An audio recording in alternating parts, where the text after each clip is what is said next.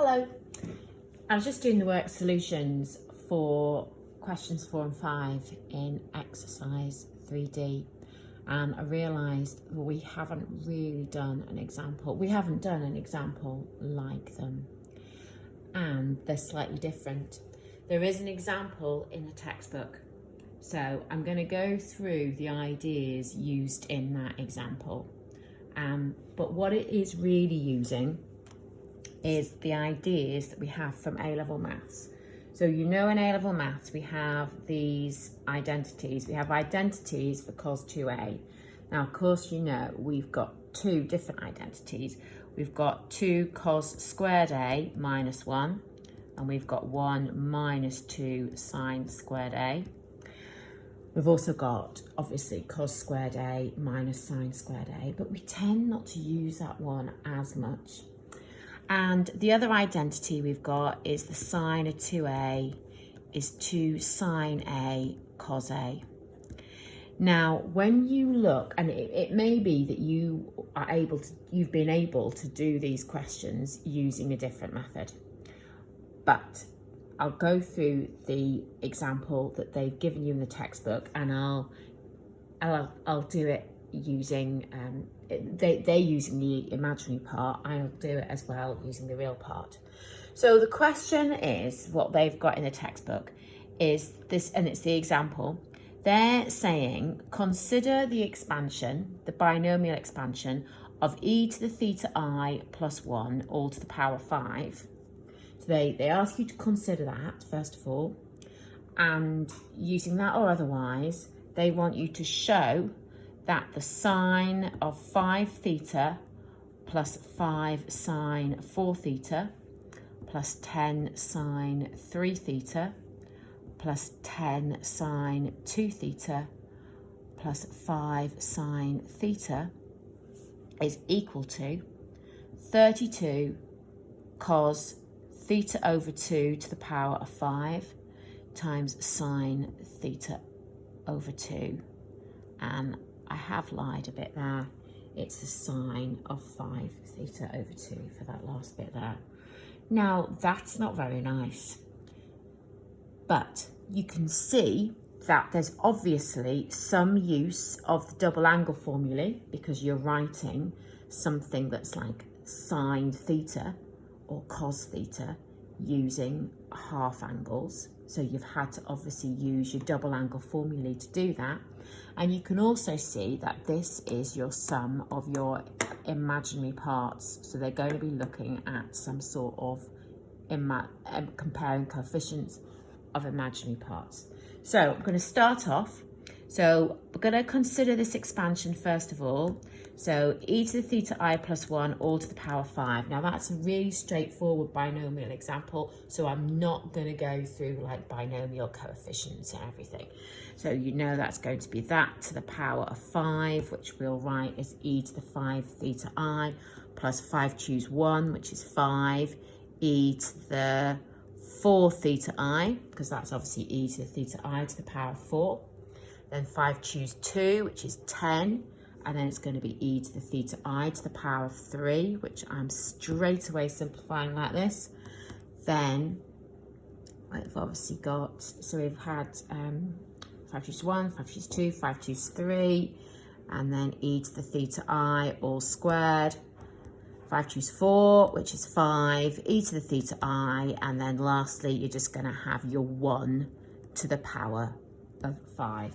So there's your binomial expansion. Now, you know, if I were to write that out, it's going to be cos 5 theta plus I sine 5 theta, then 5 cos 4 theta plus 5I sine 4 theta, and so on. So you're going to have this full-on expansion here.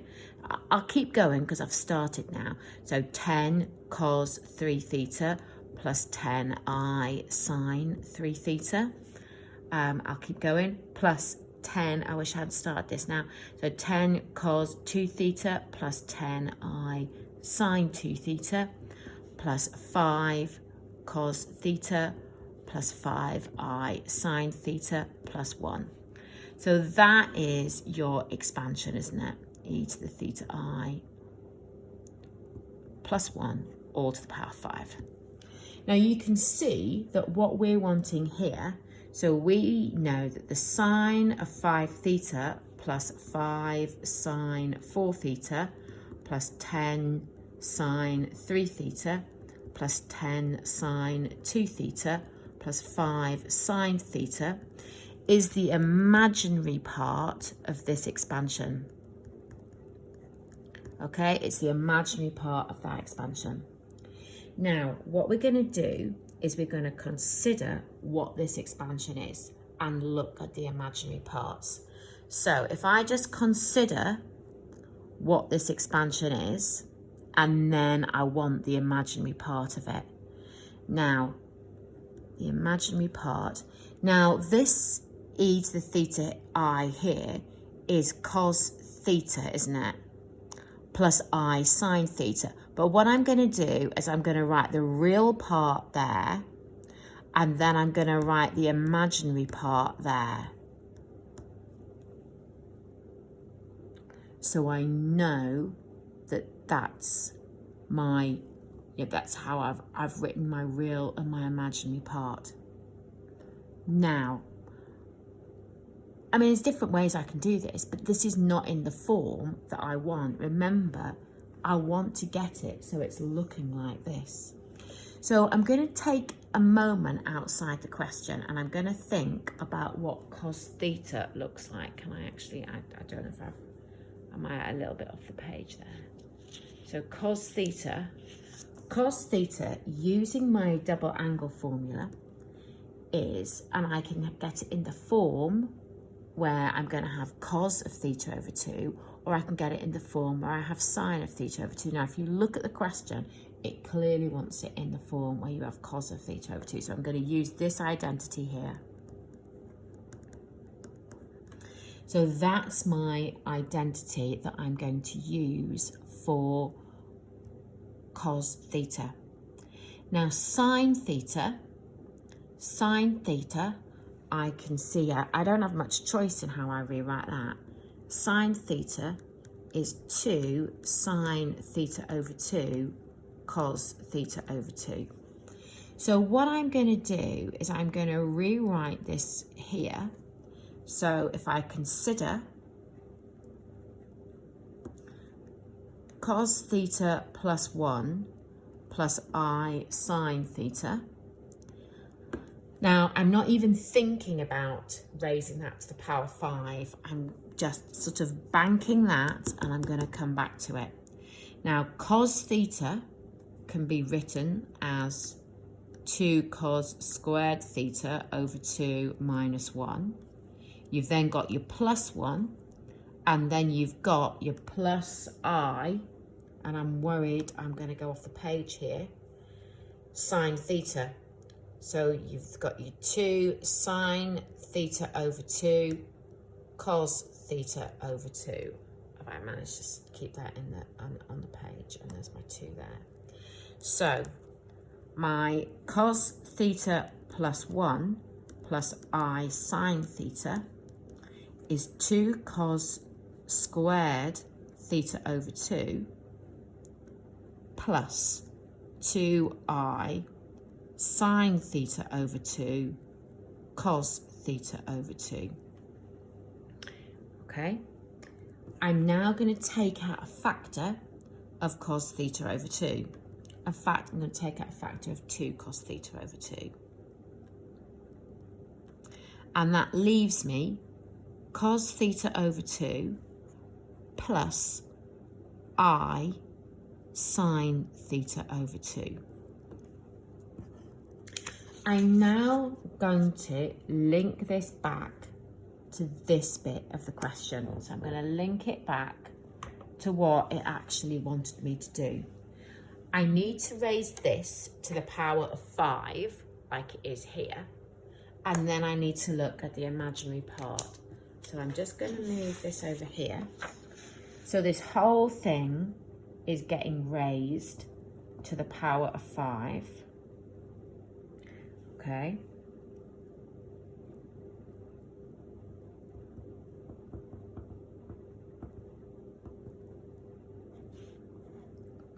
So that's all going to be raised to the power 5. Now, I know that this means that this will be 2 to the 5 cos theta over 2 to the 5. And then when I raise this bracket to the power 5, I'm going to use de Moivre's.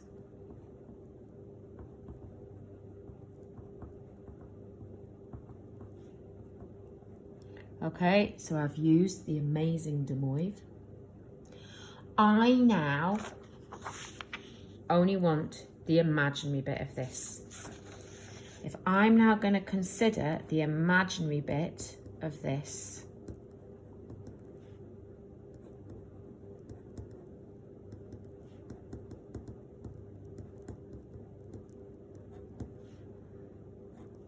okay, I'm going to, obviously, this is multiplied by that, that's just real. The imaginary term is found by multiplying this term, the 2 to the 5 cos theta over 2 to the 5, by this term here. That's my imaginary part. So I'm going to get my sine 5 theta plus 5 sine 4 theta plus 10 sine 3 theta plus 10 sine 2 theta plus 5 sine theta. That's going to equal 2 to the 5 cos of theta over 2 to the power 5 times by sine 5 over 2 theta, which of course is 32 cos theta over 2 to the 5, the sine of 5 over 2 theta, which is what the question asked for. It's quite hard. However, if the question had asked us instead, right, to find, so cos 5 theta plus 5 cos 4 theta plus 10 cos 3 theta plus 10 cos 2 theta plus 5 cos theta plus 1, well, you can see that's the real bit. That's going to be the real bit of our expansion. And our real bit is simply formed by taking your 2 to the 5 cos theta over 2 to the 5 and multiplying it by this first term here. So that's going to equal 32 cos theta over 2 to the 5 cos 5 over 2 theta.